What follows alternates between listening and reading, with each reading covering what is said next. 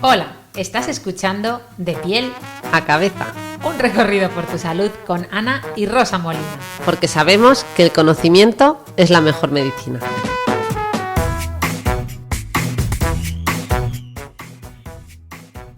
Hola a todos y bienvenidos a este segundo episodio de la tercera temporada de Piel a Cabeza. Aquí seguimos y además seguimos en familia. Y hablando de familia, resulta que nuestro patrocinador de hoy es el seguro de vida Contigo Familia de Nationale-Nederlanden, que ya sabéis que evoluciona con nosotros en todo momento. Eso significa que en función de nuestras necesidades lo podemos cancelar, modificar, contratar nuevas coberturas adicionales para estar siempre protegidos, ¿verdad, Rosa? Sí, además, con Contigo Familia, ¿no? Nos dan la flexibilidad de, pues ofrecer y organizar, ¿no? Una amplia gama de coberturas, coberturas además adicionales que tenemos a nuestra disposición, y plantearnos, ¿no? Si queremos que nuestros hijos tengan el futuro asegurado, que nuestra familia entera quede protegida, el pago de deudas y un montón de cosas más. Así que tú decides.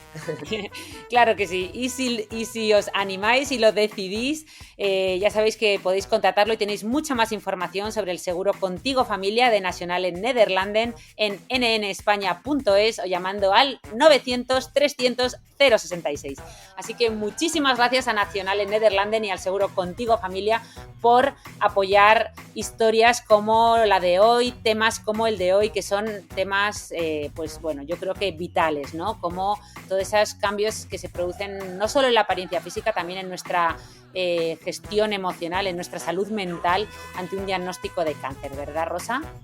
Sí, sin duda, que es el tema de psico-oncología, ¿no? Y que yo creo que podríamos tratar muchas cosas. Hoy nos vamos a centrar un poquito más en lo que nos han pedido, ¿no? Que es cómo impactan los cambios físicos que puedan venir derivados de un proceso oncológico, cómo impactan en nuestra salud mental, cómo lo podemos afrontar mejor y también cómo impactan, ¿no? En este caso, sobre todo en todo lo que tenga que ver con la piel, ¿no?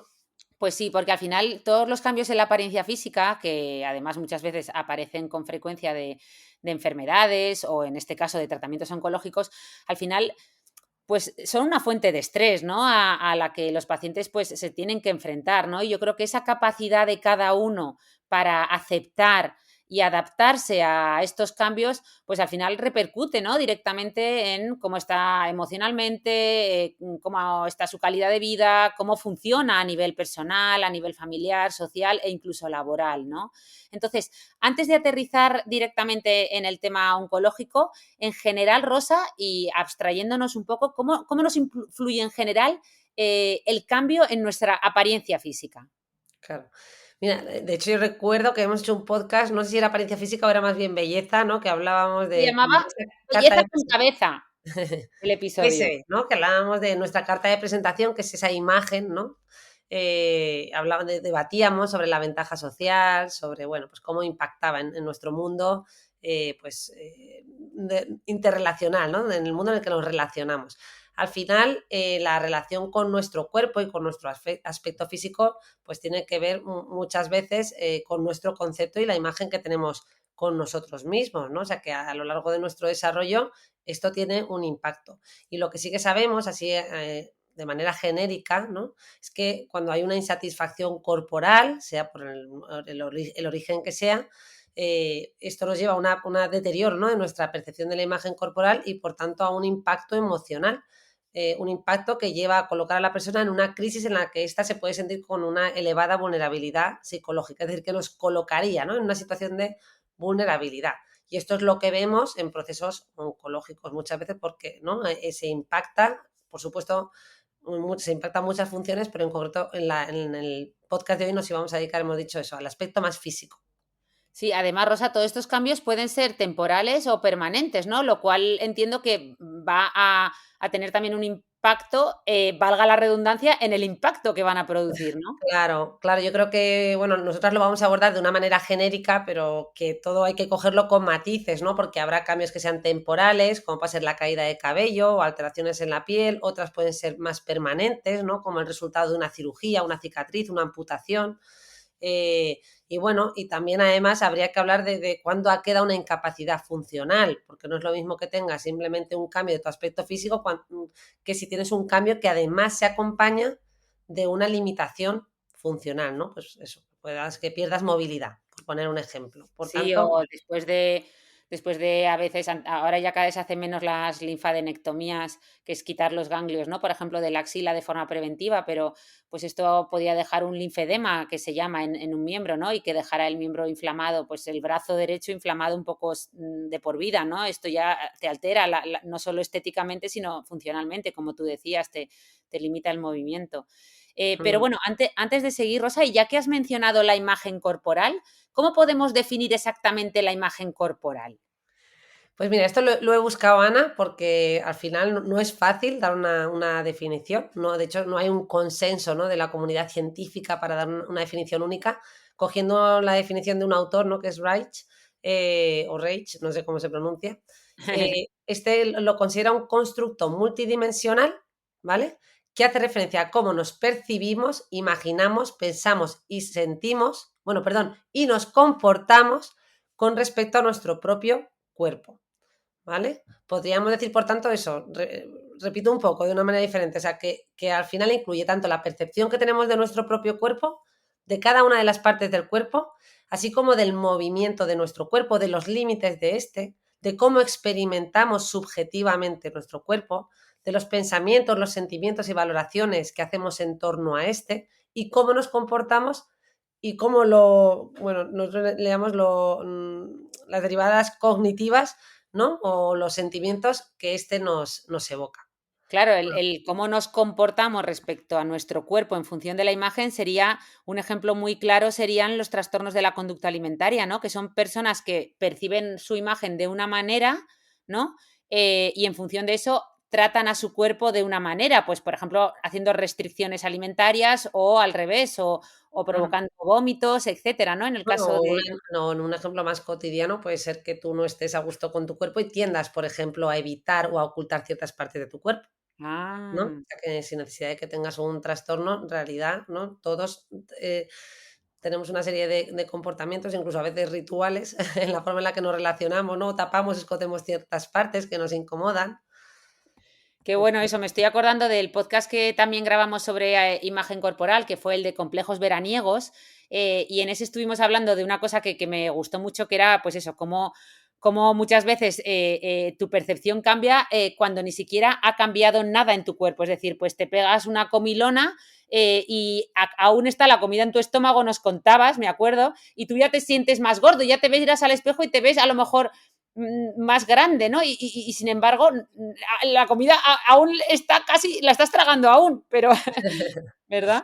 El sentimiento de culpa te hace sentir ya que Que has te roto esa ves de dieta y otra que te manera. sientes más gordo, ¿no? Sobredimensionas tu Eso. cuerpo. Oye, ¿y Mm. qué diferencias hay ante otras alteraciones de la imagen corporal?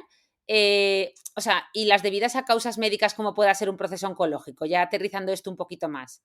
Claro, ¿no? De una alteración de la imagen corporal, como podría, ya que has mencionado los trastornos de conducta alimentaria, ¿no?, como podría haber en una persona que, pues, tiene una anorexia frente a alguien que realmente tiene un proceso oncológico. Bueno, o también mencionamos en otro podcast la dismorfofobia, ¿no? Una alteración de la percepción de tu imagen. Pues a ver, en el primer caso estaríamos ante defectos, podríamos decir, o imaginados o reales, pero leves, ¿no? Que, pues, en la dismorfofobia decíamos que a veces puede haber, no sé, si tienes una dismorfofobia con respecto a tu nariz, pues puedes percibirla, o sea, puede haber una anomalía en tu nariz, pero que sea leve, pero para ti está sobredimensionado, ¿no? Eso, En el caso recordemos para nuestros escuchantes que no conozcan lo que es una dismorfofobia, son esos pacientes que vienen a consulta porque ven alteraciones, pues como decía Rosa, se ve la nariz, digamos, más, a lo mejor tiene una nariz normal, pero ellos la perciben como defectuosa, o al revés, o a lo mejor tienen una alteración muy leve pero aún así la exageran, ¿no? La sobredimensionan. Y estos son eso. pacientes que normalmente pues, se someten a muchísimas cirugías, hacen una auténtica peregrinación de médico estético, de dermatólogo, en cirujano, en todo eso, ¿no? Entonces, eso es lo Mm. que hablamos de trastornos, el trastorno dismórfico corporal, que ya estuvimos también hablando, creo, alguna vez en el podcast. Perdón por el inciso. Sigue, Rosa. Sí, que además nos hemos repetido como el ajo, porque ha repetido lo mismo.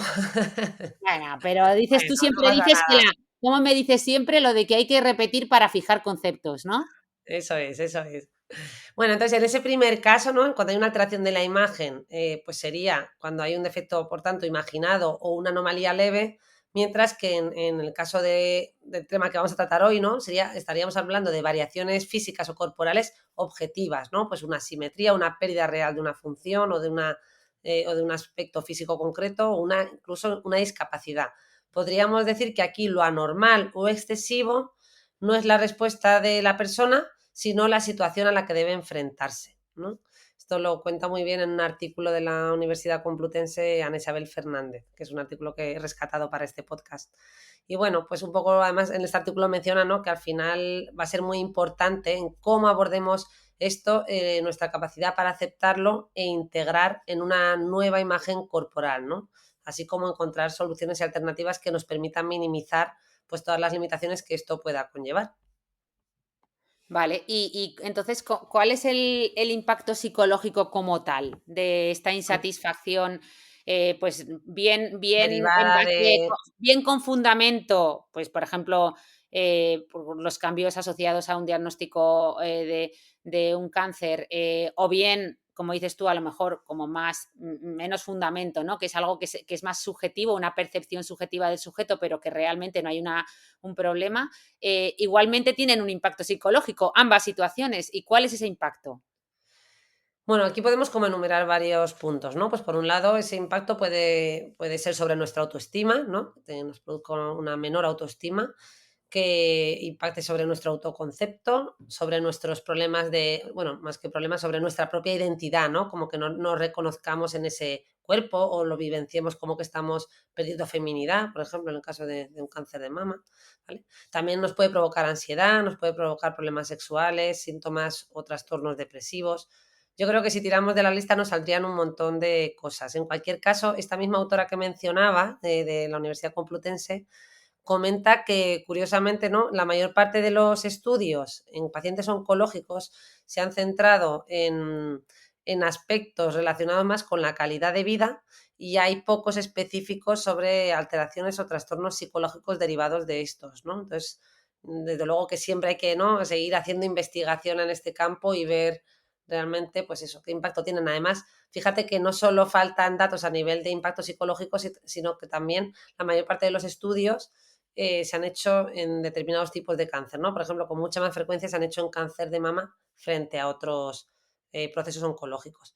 Y luego así, recopilando, ¿no? Porque he comentado una serie de consecuencias que podríamos observar a nivel psicológico de manera general, también podríamos definirlo como a nivel de funciones cognitivas. Por ejemplo, a nivel perceptivo, la presencia de estos cambios, pues, puede dar lugar a alteraciones perceptivas, ¿no? A cómo nos percibimos. De tal manera que tengamos, Ana, por ejemplo, una atención selectiva hacia la zona afectada, ¿no? Qué Pues bueno eso, pongamos claro. el foco excesivamente en esa zona y desatendemos otras zonas del cuerpo que no han sufrido cambios, pero que siguen siendo positivas, ¿no? De alguna manera magnificamos y desproporcionamos el impacto en una determinada zona. Qué bueno Además, a eso. nivel cognitivo, también se pueden producir errores, ¿no?, en cómo nos relacionamos con nuestro cuerpo en ciertas zonas, ¿no?, derivadas de ese impacto que estábamos hablando, y puede aparecer como un autodiálogo interno muy crítico, ¿no?, muy peyorativo, centralizado en esa pérdida, ¿no? También nos puede llevar a creencias disfuncionales en torno a nuestra valía personal, derivada de esa percepción, ¿no? Y bueno, yo creo que eso también además podríamos extenderlo al tema de género que he mencionado antes, ¿no? Nos podemos sentir menos atractivos o como cuestionar nuestra identidad sexual en base a esos cambios corporales. Siguiendo un poco con esto a nivel afectivo y emocional, pues se pueden producir respuestas emocionales ante este cambio, pues como hemos mencionado, de insatisfacción, de displacer, de hostilidad, frustración, irritabilidad, ¿vale? Y a nivel conductual, que también lo hemos mencionado, pues puede aparecer vergüenza, evitación, ¿no?, ocultamiento de ciertas partes, compensación hacia otras partes del cuerpo. En fin, podríamos observar, ¿no? Como ves, si vamos fragmentando en nuestras distintas funciones cognitivas, pues encontramos distintas formas, ¿no?, de impactar, diría, ¿no? Claro, claro, me ha gustado mucho esta clasificación que nos has hecho de a nivel perceptivo, a nivel cognitivo, a nivel más afectivo, más emocional, a nivel de conducta, o sea, cómo todo esto va teniendo un impacto en todas esas pequeñas parcelitas de nuestra salud mental Ujú.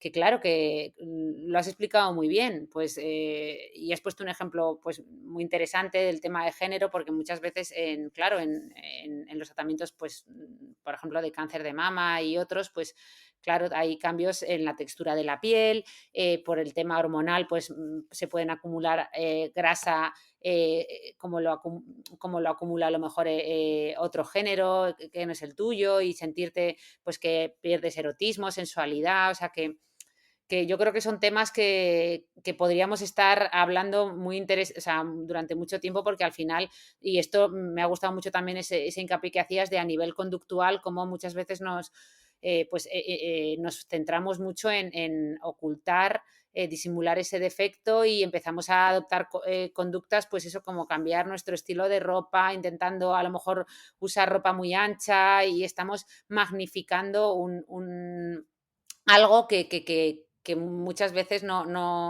pues a lo mejor no se está valorando tanto por el resto, ¿no? O que muchas veces no se han dado ni cuenta. Pero entiendo que al final o sea, todo este impacto que nos viene de golpe en nuestra salud mental tendrá unos determinantes, ¿no? Habrá unos factores que hagan que unas personas, pues a lo mejor les afecte más en la conducta, a otros más a nivel afectivo, o a unos les afecte más, a otros menos. ¿A cuáles son estos factores que van a determinar ese impacto en nuestra salud mental de estos cambios Pues que se yo producen creo en que nuestra aquí salud todos mental? los oyentes se pueden imaginar que hay un montón de variables, ¿no? Empezando, pues, por ejemplo, por las características de nuestra personalidad, pues si somos más o menos optimistas, cómo es nuestra autoestima, cómo es nuestro estilo cognitivo, cómo es nuestro estilo de afrontamiento, ¿no? ¿Qué edad tenemos? No es lo mismo, pues, que nos pille en la adolescencia que nos pille con otra edad, ¿no? Además, pues cómo, otro factor importante, pues cómo es nuestro entorno, ¿no? Cómo lo vive nuestra pareja o nuestra familia, si nos sentimos más o menos apoyados, comprendidos o rechazados, ¿no? Las dificultades que nos encontremos. Además, por supuesto, pues también va a depender del propio cambio físico, ¿no? No va a ser lo mismo un Ya, cambio físico que sea más visible y muy notable, por ejemplo, en la cara o, ¿no?, en toda el sí, área o de en la el cabeza. pelo. Claro, Mm, frente a otros que estén más ocultos, o sea, también va a depender, por tanto, de la localización, también del grado de discapacidad, ¿no?, que decíamos antes, también sí, de la duración, ¿no?, si es temporal o es permanente. En fin, podríamos mencionar más cosas, ¿no? Pues las influencias sociales y culturales, ¿no? ¿Cuál es el modelo estético predominante en esa sociedad? Las experiencias que hayamos tenido previamente en nuestro medio familiar, en nuestras relaciones. En fin, como veis, hay infinitos factores y eso es lo que hace que la forma en la que lo afrontemos sea totalmente individualizada, ¿verdad? Aunque podamos ver ciertos patrones que hemos mencionado antes, que se repiten y que podemos un poquito clasificar a la hora de reaccionar, en realidad cada sujeto va a presentar una respuesta muy individualizada, ¿no? No sé si quieres que abordemos así sí, algún...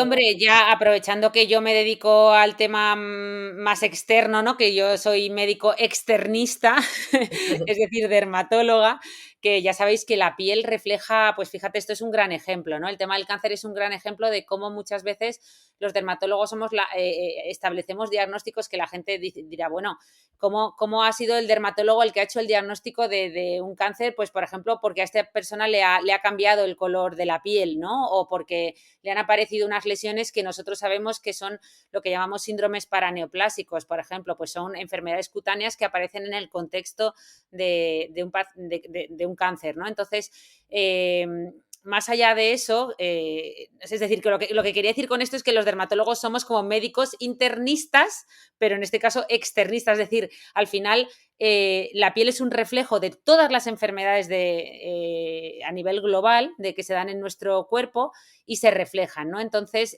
uno de ellos muy típico es el cáncer. Entonces, si quieres, podemos ahondar un poquito en esos cambios físicos, ¿no? Porque entiendo que efectivamente, pues, por ejemplo, ahora me ha gustado mucho esas peculiaridades que establecías en cuanto a la localización, al grado de funcionalidad que asocian y sobre todo también la duración. Es decir, estamos asistiendo hoy en día que tenemos la suerte de que, bueno, que frente a la quimioterapia tradicional, hoy en día tenemos terapias moleculares dirigidas, tenemos inmunoterapia y la verdad es que la esperanza de vida de los pacientes con cáncer ha mejorado de forma exponencial y muchos cánceres, hoy el otro día en el simposio en el que estuve dando una charla, en el simposio de cáncer de piel de la Fundación Ramón Areces, pues compañeros míos que llevan también unidades de melanoma y de oncología cutánea, hablaban de cómo pues hoy en día muchos de esos cánceres han pasado de ser un diagnóstico pues agudo en el sentido de, bueno, que muchos pacientes no sobrevivían a que ahora la enfermedad oncológica, el cáncer se ha convertido pues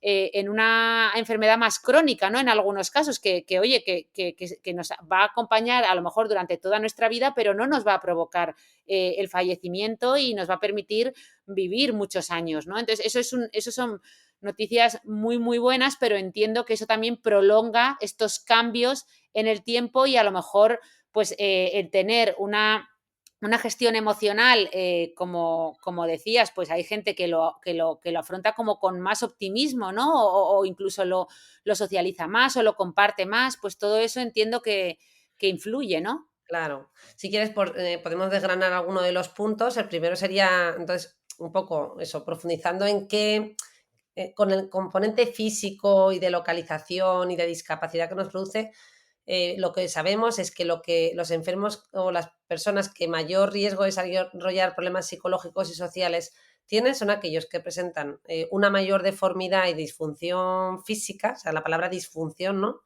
sea, al final, si tengo un cambio físico, pero además se acompaña de una pérdida de función corporal, en estos casos lo que se ha visto es que casi la preocupación por el aspecto físico a veces incluso pasa a un segundo plano, ¿no? O sea, desde luego Sí. tengo una vivencia muy negativa y puedo sentirme muy frustrado, pero el aspecto físico pasa a un segundo plano. Pero luego dentro de los cambios físicos en general, sin disfunción, ¿vale? Pues parece que, como decíamos, que en la zona de cabeza y cuello, que es la parte más visible, que es la parte en la que, ¿no? con la que más interactuamos, más responsable de esa interacción social, de la comunicación y de nuestra expresión emocional, pues parece que los cambios en estas regiones corporales, claro, suponen un ataque más directo a nuestra propia identidad, ¿no? Personal e incluso pues puede afectar más a nuestra autoestima con respecto a otras partes corporales. Yo cuando revisaba esto, Ana, me acordaba y yo pensaba, bueno, estos cambios que pueden ser derivados de un proceso oncológico, por supuesto también me venía a la cabeza pues los retoques estéticos, ¿no? Que también tienen precisamente esos riesgos, que muchas veces pues uno se hace un cambio estético facial con mucha alegría, ¿no? Porque generalmente lo que va buscando es arreglar un defecto, pero también esto en ciertos casos puede llevar a un cambio muy notable en su rostro, ¿no? E impactar, en vez de positivamente, pues en un cuestionamiento de su propia identidad, ¿no? Y un impacto que puede ser negativo para la propia autoestima. Por eso yo cuando viene alguna persona que se quiere hacer algún retoque estético así más, ¿no? Más llamativo, que a lo mejor viene a pedir información o porque viene a derivado cirujano, pues sí que suelo recalcar esto, ¿no? Intentar reflexionar con la persona sobre cómo puede evolucionar, ¿no? Cómo se va a ver luego en el espejo, aunque esa nariz o ese, no sé, o esa boca tan deseada, pues luego pueda cambiar, ¿no? Mucho su aspecto. Sí, totalmente de acuerdo. Me ha gustado muchísimo esto que has dicho sobre el impacto en la función, porque estoy totalmente de acuerdo. Y yo lo he experimentado y lo he visto en pacientes que vienen a lo mejor más preocupados al principio por las consecuencias estéticas, pero efectivamente luego se dan cuenta que si la función a veces se ve afectada y eso impacta mucho. Y por eso... O sea, por eso precisamente si analizas un poco hacia dónde va el terreno de la oncología en todos sus campos, cada vez vamos hacia tratamientos quirúrgicos más radicales, o sea, al revés, menos radicales. O sea, intentamos, pues antes hacíamos cirugías en un cáncer pues mucho más agresivas, enseguida, bueno, no enseguida, siempre cuando era necesario, pero pues por ejemplo hacíamos cirugía del ganglio centinela como diagnóstico o se hacían linfadenectomías, es decir, lo que contaba antes, se quitan todos los ganglios de una zona de forma preventiva, es decir, todo este tipo de cirugías se siguen practicando cuando son necesarias, pero siempre como el campo más médico en el sentido de medicación, ¿no? Ha evolucionado tanto, pues gracias a Dios cada vez se hacen cirugías mucho más controladas y obviamente la repercusión tanto en la función como en la estéticamente pues es menor, ¿no? Y esto ha sido un avance yo creo que muy importante. Pero hablando de avances, Que por hay... cierto, perdona Ana que te interrumpa, solo una cosita, que por poner un ejemplo, porque estamos todo el rato diciendo la función y no hemos puesto ningún ejemplo, por función una, ¿no? Que se puede alterar podría ser pues la función respiratoria o la dificultad para tragar, ¿no? Esa limitación Sí, física o la derivada de bueno, una amputación de un miembro. na- Estas la, limitaciones funcionales tienen un impacto muy importante. Sí, sí, vamos, imagínate, por ejemplo, en todo lo que es, ya sabéis que de la piel surgen los anejos, ¿no? Y como los anejos, que son pelo, uñas, glándulas sudoríparas, etcétera, son en general, tienen pues eso, células madre que, que están en continua reproducción, pues tradicionalmente los tratamientos de quimioterapia tradicional, que lo que hacían era disminuir la tasa de reproducción, de regeneración de las células, pero claro, no solo de las tumorales, que tienen una alta tasa, ¿no? De replacement, perdón que me sale en inglés, o sea, de regeneración, sino que de todas aquellas células que tuvieran, que estuvieran como muy activas, ¿no? Por tanto, pues tradicionalmente a los pacientes con quimioterapias de las que se han usado toda la vida, pues perdían las uñas. Esto, imagínate, no nos damos cuenta de lo importante que son las uñas en nuestra función del día a día, hasta para abrocharnos los botones de los pantalones, o yo qué sé, o a nivel saliva, pues tenían serosis, ¿no? La famosa serosis de los pacientes oncológicos, que teníamos pues, que poner saliva artificial, colutorios especiales, bueno, y en muchas ocasiones lo tenemos que seguir usando, o sea que hay muchas alteraciones en la función, además funciones muy del día a día que a veces no somos ni conscientes, ¿no? de la importancia que se ven alteradas, sí. Mm. Bueno, si quieres, Ana, siguiendo un poco con todo esto, estamos diciendo, ¿no? Entonces, las variables que influyen en cómo impacta un cambio de este estilo, hemos mencionado la reacción del entorno y el apoyo que recibimos, ¿no? O que percibimos. Porque, claro, al final la imagen corporal la conformamos a lo largo de, ¿no? de nuestro proceso de desarrollo y en función de la interacción que establecemos con los demás. Podemos decir que no es totalmente fija ni inamovible, ¿no? Que va a poder ir variando en función de las experiencias de la vida. Y por eso, pues, la aceptación y el apoyo por parte de familiares y amigos, pues sin duda alguna, pues también juega un papel importante, ¿no? A la hora de facilitar esa aceptación de nuestra nueva imagen corporal, ¿no? Porque ante esa nueva imagen, pues podemos tener sentimientos de vergüenza o temor al rechazo, ¿no? Por parte de las personas que nos rodean. Y esto nos lleva a lo que habíamos mencionado antes de evitar, ¿no? O sea, podemos llevar a ocultar o a evitar el contacto social. Así que ese es un punto importante. Y también, no solo las personas que nos rodean, sino también la disponibilidad y acceso a recursos necesarios, ¿no? Pues puede ser que no tengamos acceso a una prótesis, por ejemplo, adecuada, ¿no? Pues el tener ese acceso, desde luego, sería un factor en positivo. Además, también la valoración y significado que hacemos cada uno con respecto a esa alteración física concreta. O sea, el significado que le atribuimos, ¿no? Uno puede imaginar que, por ejemplo, una cicatriz en la cara, pues para una persona puede hacer tambalear su autoestima, ¿no? Y constituir un recuerdo como muy negativo y permanente que nos recuerde a la enfermedad o que nos recuerde a la muerte, mientras que para otra persona esa misma cicatriz podría ser un sinónimo de vida, ¿no? Y representaría la posibilidad de control o la posibilidad de curación de su enfermedad. Y esto, además de las cicatrices, quizás en este sentido metafórico más bonito, lo hemos mencionado en otros podcasts con lo del arte japonés del kintsugi, ¿no? Ese reparar, pues, pues distintos objetos que se han roto, repararlos, pero marcando muy bien las zonas de rotura, ¿no? De ese objeto, pues poniéndolas más bonitas con polvo de oro y de plata, ¿no? Así que bueno, pues eso es un factor que va a influir, ¿no? O sea, la interpretación que hacemos, la valoración, también las asunciones y creencias que cada individuo tiene con respecto a la imagen corporal, que a su vez, como mencionábamos, pues está influido por los factores sociales y culturales. En fin, no sé si Pues seguís ya, Ana, o nos no, no, pasa no, algo no. otro Antes punto. de que sigas, déjame decir una cosa, que has hablado de la importancia de la reacción del entorno y el apoyo social percibido, ¿no? Y yo creo que esto es algo súper importante que no somos conscientes hasta que sucede. y es de lo más importante. Al fin y al cabo somos seres hipersociales, lo sabemos por los libros de Sapiens, de Hariri, ¿no? Entonces, al final, por ejemplo, hay un detalle que yo no era consciente hasta que, bueno, pues que empecé a ser dermatóloga, y es que, por ejemplo, ya sabéis que con la quimioterapia tradicional, pues a los pacientes se les caía todo el pelo, ¿no? De la cabeza, además de forma brusca, ¿no?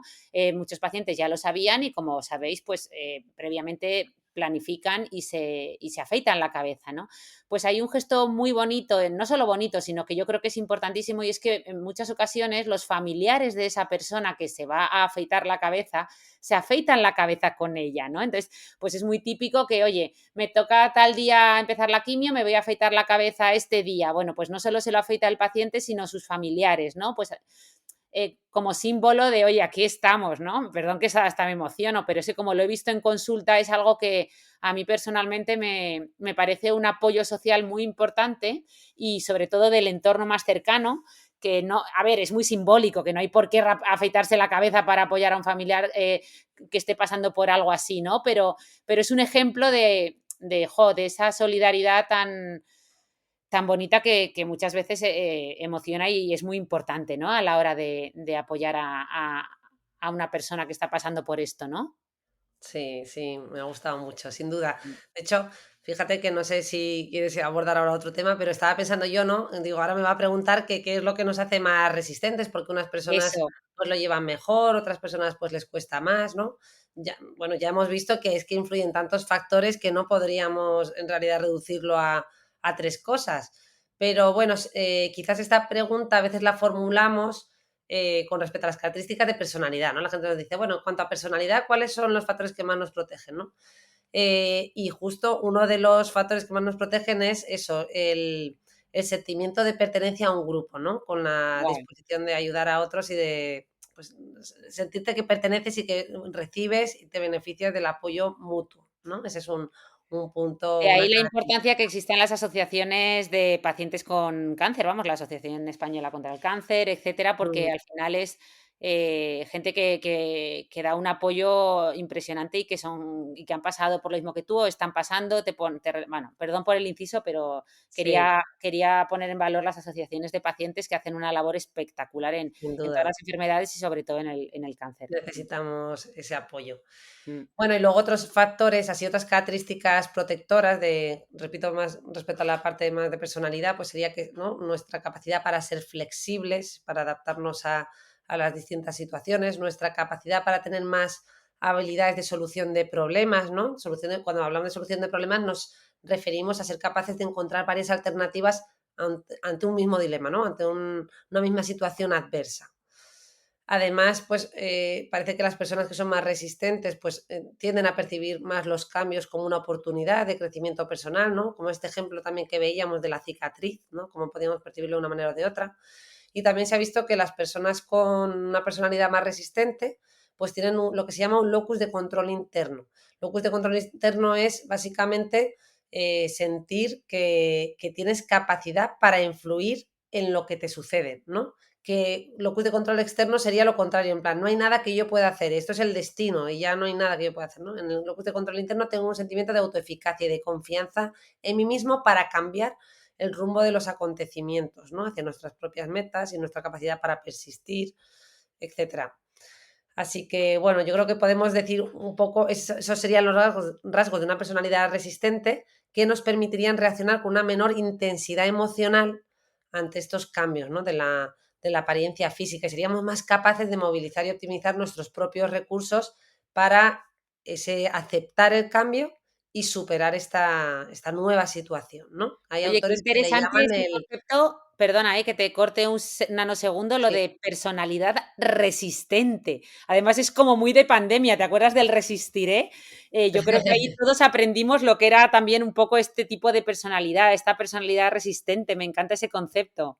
sí, es muy bonito. Pues hay otro todavía más bonito también, que este para mí es nuevo, de unos autores, Avent y Williamson, que se llama optimismo disposicional, ¿no? Como una variable que fortalece la adaptación psicológica ante los cambios de la apariencia física en mujeres con cáncer de mama. Es de un estudio centrado en mujeres con cáncer de mama en concreto. Y oye, y una cosa, una apreciación también, ya que estamos hablando de personalidad, que bueno, que volvemos un poco a lo mismo, que al final también va a ser importante la edad y la etapa en la que Sí, nos ocurra totalmente. esto, ¿no? Porque decíamos que en la adolescencia, ya que hemos mencionado todo este tema grupal, que es lo grupal es importante tanto para lo positivo como para lo negativo, ¿no?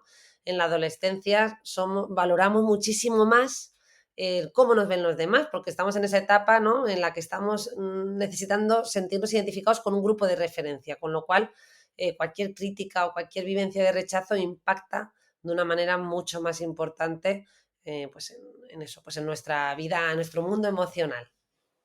Sí, sí, totalmente. De hecho, yo esto, perdón, que estoy hablando ahora mismo, entramos en el campo, aviso, de la medicina basada en la evidencia o evidencia anecdotal, como le llamo yo. O sea, esto es totalmente opinología, pero, pero sí que La la pidencia, pidencia, no la evidencia. evidencia, medicina basada en la videncia, o sea, sin la E.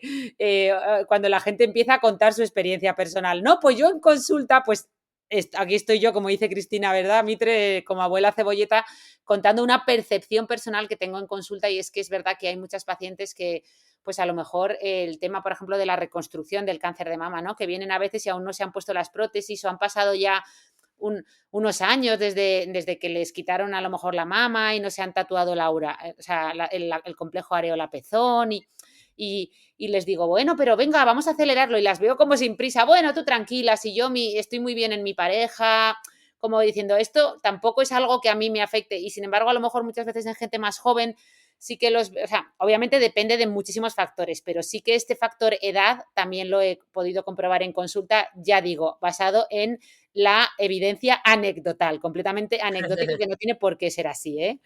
Pero bueno, cuando hablamos de trastornos de la imagen corporal asociados a los cambios físicos en pacientes oncológicos, en concreto, ¿cómo podemos afrontar esto? O sea, Ujú. ¿qué nos puedes? O sea, cómo podemos afrontar, cómo podemos ayudar, ¿no? Quieres decir Sí, eso, también. o sea, ¿cómo podemos Vale. echar, Ah, o sea, ya pues aquí, si quieres, te bajando un propongo. poco, aterrizando un poco al modo ya más receta, más, Mm. no consejo, que yo sé que tú lo odias, pero ¿cómo podemos Sí, bueno, hablar yo de si quieres ellos? te digo un poco los procesos por los que tiene que pasar la persona, ¿no? O sea, a ver, Mm, un poco los objetivos, como si fuera, como si lo viéramos desde la consulta, ¿no? Los objetivos que nos marcamos es que esa persona pueda aceptar la pérdida o el daño corporal que ha sufrido, ¿no? Y esto implica que tiene que hacer un duelo, ¿no? Pues un duelo que sí, hemos dicho otras veces, ¿verdad? Que el duelo no es solo que fallezca alguien, sino que es un duelo, es un proceso por el que pasamos cuando perdemos algo, ¿no? En este caso, pues es un daño, un cambio físico. mm, Además, otro de los objetivos va a ser conseguir una buena integración social y promover el apoyo social, ¿no? Porque por lo que ya hemos mencionado, no nos vamos a repetir. sí, Además, tratar de poner en práctica y potenciar los propios recursos de afrontamiento, ¿no? Que tenga esa persona que nos permitan minimizar el impacto que va a tener este cambio físico, ¿no? También esa persona tendrá que pasar por el desarrollo de esa imagen corporal nueva, aceptarla e integrarla, ¿no? O sea, integrar esa nueva representación mental. Con lo cual también será un punto importante, pues potenciar, ¿no? Utilizar estrategias que nos ayuden a potenciar la autoestima de esta persona y el sentimiento de valía personal, ¿no? Pues eso, antes mencionábamos el ejemplo de que tendemos un poco a hiperfocalizar y poner nuestro foco en ese único defecto físico, que hay gente que a lo mejor con un único defecto, que pueda ser una cicatriz, su vivencia sea, ¿no? De total minusvalía ¿no? Y cómo lo interpreta y todo lo que construye en torno a esa cicatriz puede ser muy grande. Bueno, pues vamos a poner el foco en otras partes y en otras, ¿no? En mm, sí, en otros aspectos. A nivel, Ana, también ya profesional, en salud mental, pues se utilizan también técnicas cognitivo-conductuales, ¿no? Que serían un poquito más del aquí y ahora y trabajar con cómo podemos afrontar esto, pues eso, como el propio nombre indica, pues a nivel más cognitivo y también a nivel de conducta. Y luego está también el consejo psicológico, ¿no? El counseling. Así como personas de a pie y familiares, pues yo creo que esto lo hemos mencionado en otros podcasts. Al final lo que mejor funciona desde luego es pues, entender a la otra persona, estar ahí, apoyarla, pues sobre todo reconocer sus vivencias y escucharle, ¿no? Yo creo, y bueno, y sobre todo el sentido común, porque todo este acompañamiento y esa aceptación pues va a tener un impacto muy positivo, como hemos visto, en que esa persona pues evolucione positivamente. Jo, me ha gustado mucho estos pasos porque además me han recordado mucho a los de cualquier duelo, ¿no? O sea, al final, pues un diagnóstico y una alteración, o sea, un diagnóstico como el cáncer y una alteración en nuestra imagen y muchas veces en la función de nuestro cuerpo, a lo mejor aguda, ¿no? Como pueda suceder. O permanente. Al final es un duelo que tienes que hacer, ¿no? Entonces me ha gustado mucho todo esto que has dicho de, bueno, pues aceptar esa pérdida, intentar poner Sí. en práctica, ¿no? Recursos de afrontamiento y en este sentido, igual que en un duelo, pues por ejemplo, por una ruptura amorosa o por la muerte de un familiar, siempre te dicen que la autoeficacia es muy importante, pues yo me quedaría quizá con ese concepto, ¿no? Que nos has trasladado acordándome de un paciente que le llamaba el bicho al cáncer siempre que venía y ahí sigue dando vueltas después de 15 años y al principio él hizo, yo noté como pues al principio tuvo un impacto brutal para él el diagnóstico y hizo como ese parte de duelo, pero enseguida vi que es como que se vino para arriba, o sea, se vino para arriba y empezó a hablar en tercera persona del cáncer, empezó a hablar como del bicho, como si no fuera con él, el bicho no va conmigo, me decía, ¿cómo va el bicho? El bicho, el bicho, el bicho, el bicho cada vez más pequeño y yo fui notando, o sea, se iba haciendo un superhéroe él mismo, o sea, es que era como esa autoeficacia que desarrolló de yo puedo con esto, voy a poner todo lo que esté en mi mano, o sea, un poco ese concepto de estoicismo de lo que no puedo cambiar ahí no me meto y confiaba en los médicos y toda esa parte pero todo lo que estaba en su mano bueno, cómo se puso las pilas y un saludo porque desde aquí, que él sabe perfectamente de quién hablo. Eh, Qué bonito.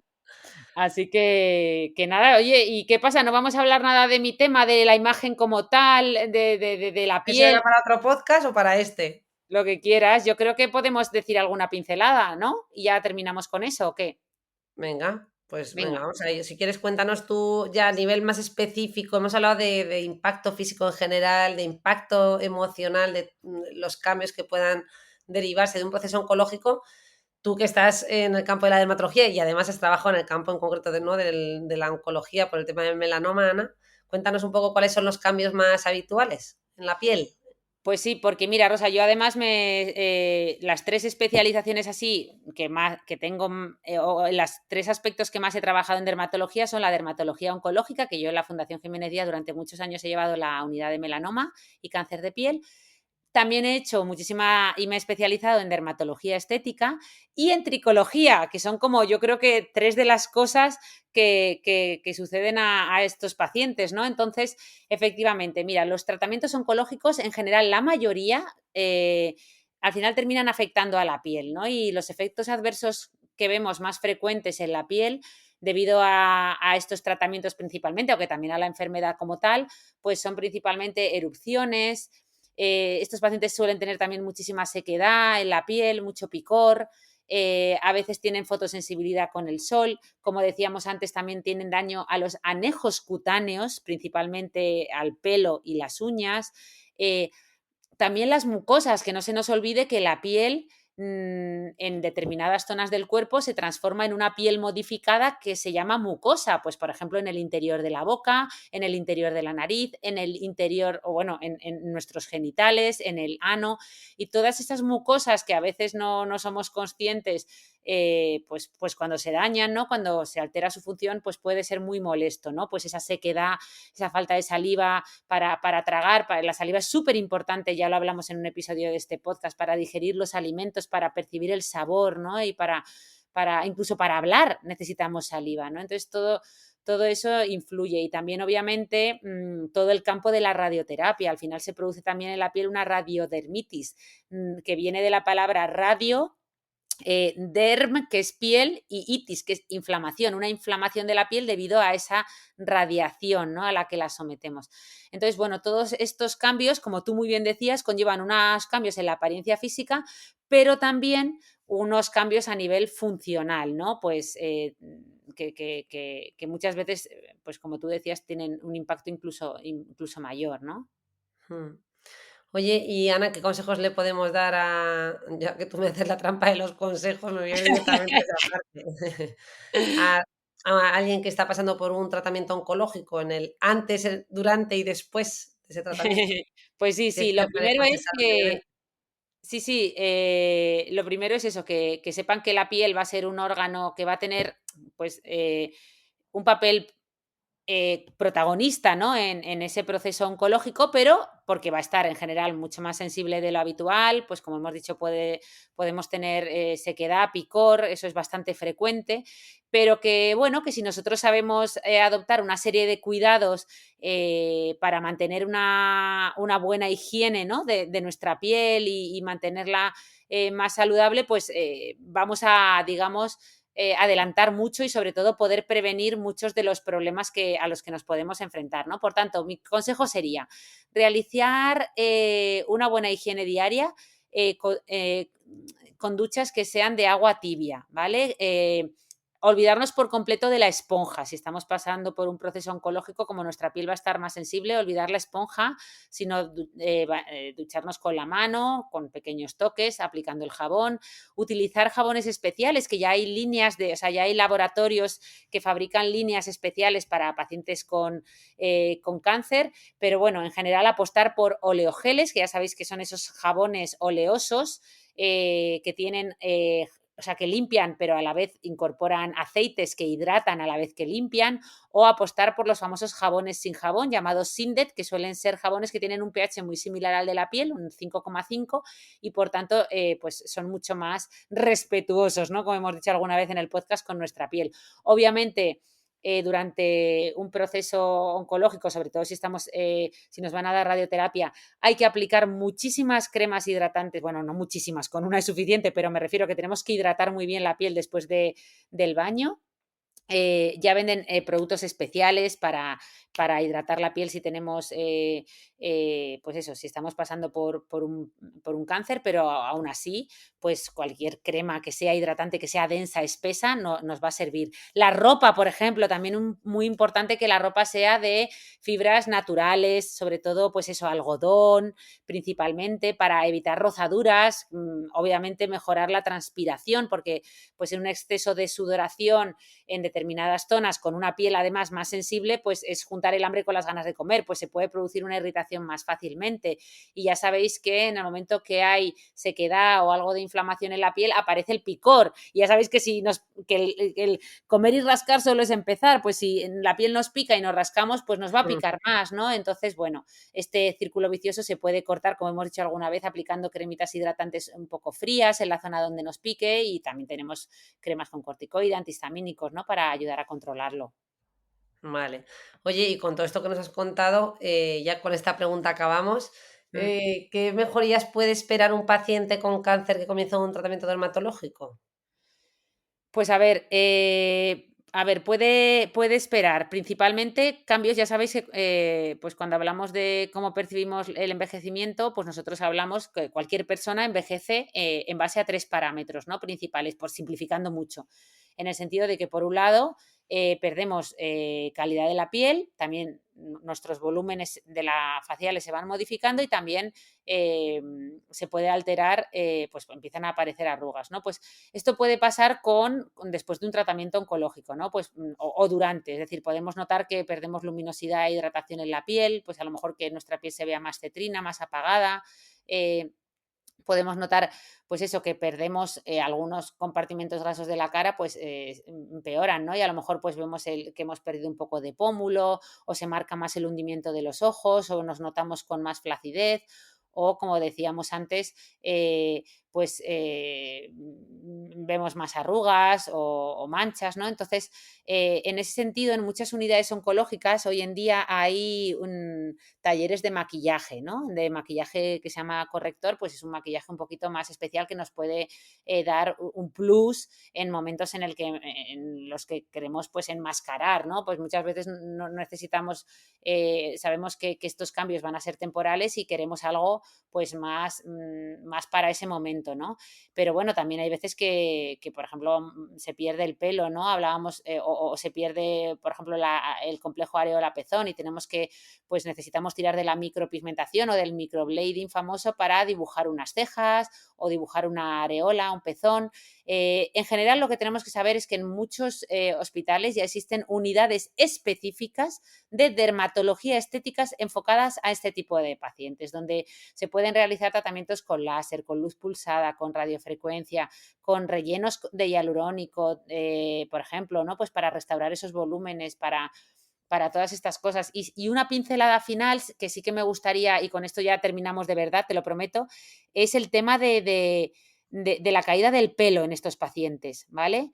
Porque a los pacientes oncológicos el problema principal con el que todos vienen, o por lo menos la mayoría, es la pregunta del millón. Todos te preguntan, doctora, ¿pero voy a perder el pelo o no?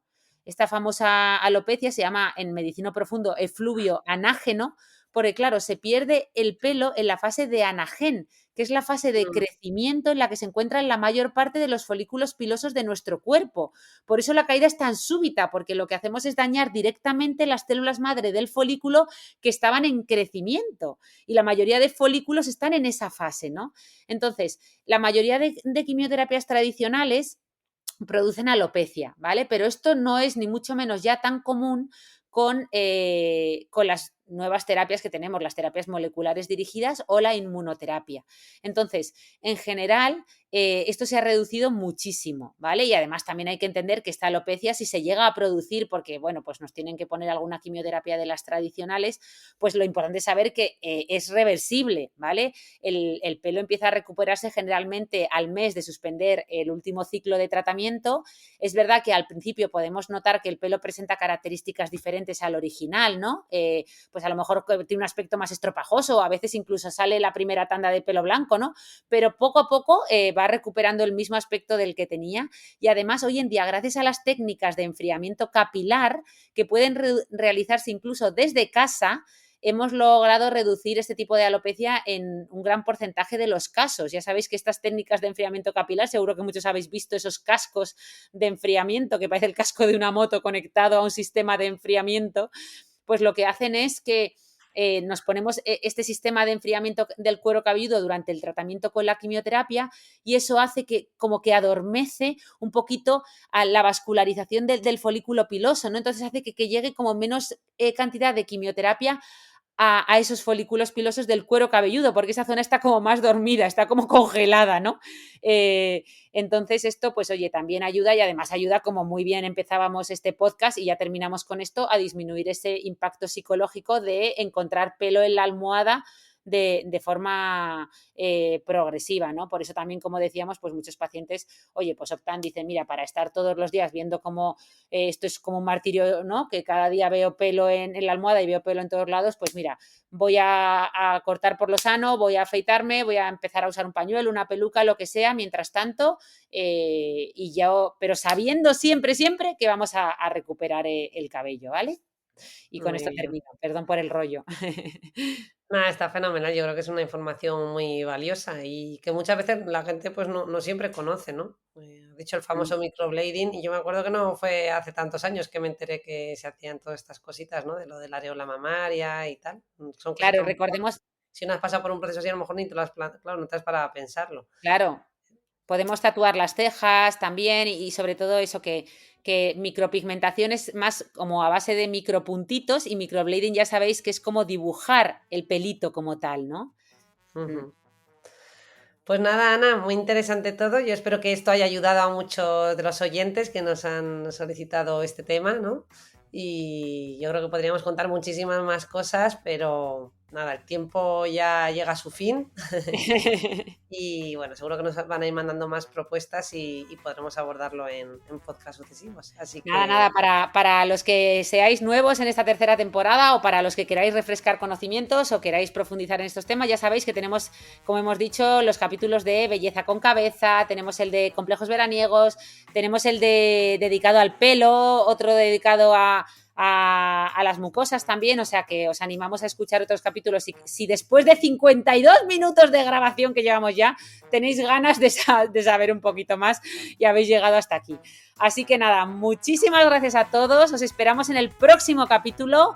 Y ya sabéis que si os ha gustado y nos dais alguna estrellita en iTunes o en Spotify, que ahora se pueden poner también estrellitas en Spotify, o nos dejáis algún comentario en YouTube, que muchas veces no nos da tiempo a contestaros, pero os leemos y nos encanta. A mí cada vez que me llega una notificación al email de te han dejado un comentario en YouTube, me emociono, o en iVoox, o sea que y los leemos todos. Pues os lo agradecemos mucho y ya está, ¿no, Rosa? Despide tú el episodio, venga. Nada, pues que muchas gracias a todos por aguantar este episodio que prometía ser media hora, pero que nos hemos vuelto a ir a 1 hora, y que nos vemos el próximo viernes. ¡Hasta el próximo viernes! ¡Hasta luego! Adiós, adiós.